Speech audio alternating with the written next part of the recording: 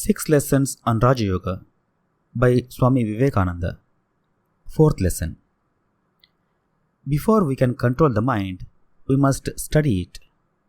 We have to seize this unstable mind and drag it from its wanderings and fix it on one idea. Over and over again, this must be done. By power of will, we must get hold of the mind and make it stop and reflect upon the glory of God. The easiest way to get hold of the mind is to sit quiet and let it drift where it will for a while. Hold fast to the idea, I am the witness watching my mind drifting. The mind is not I. Then see it think as if it were a thing entirely apart from yourself. Identify yourself with God, never with matter or with the mind. Picture the mind as a calm lake stretched before you, and the thoughts that come and go as bubbles rising and breaking on its surface. Make no effort to control the thoughts, but watch them and follow them in imagination as they float away. This will gradually lessen the circles. For the mind ranges over wide circles of thought, and those circles widen out into ever-increasing circles, as in a pond when we throw a stone into it. We want to reverse the process, and starting with a huge circle, make it narrower until at last we can fix the mind on one point and make it stay there. Hold to the idea, I am not the mind. I see that I am thinking, I am watching my mind act. And each day, the identification of yourself with thought and feeling will grow less, until at last you can entirely separate yourself from the mind and actually know it to be apart from yourself.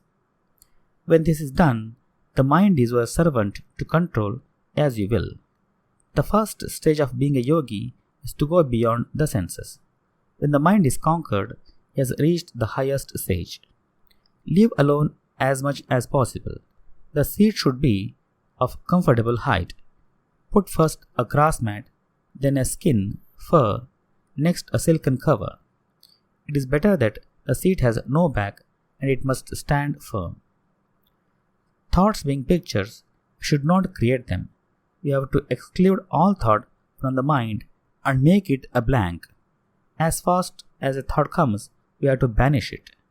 To be able to accomplish this, we must transcend matter and go beyond our body.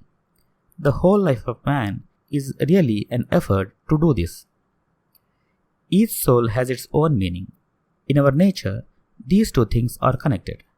The highest ideal we have is God. Meditate on Him.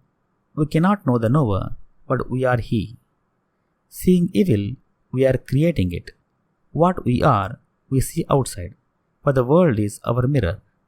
This little body, a little mirror, we have created, but the whole universe is our body. We must think this all the time. Then we shall know that we cannot die or hurt another, because He is our own. We are birthless and deathless, and we ought only to love. This whole universe is my body. All health, all happiness is mine, because all is in the universe. Say, I am the universe. We finally learn that all action is from us to the mirror. Although we appear as little waves, the whole sea is at our back, and we are one with it. No wave can exist of itself. Imagination properly employed is our greatest friend. It goes beyond reason and is the only light that takes us everywhere. Inspiration is from within, and we have to inspire ourselves by our own higher faculties.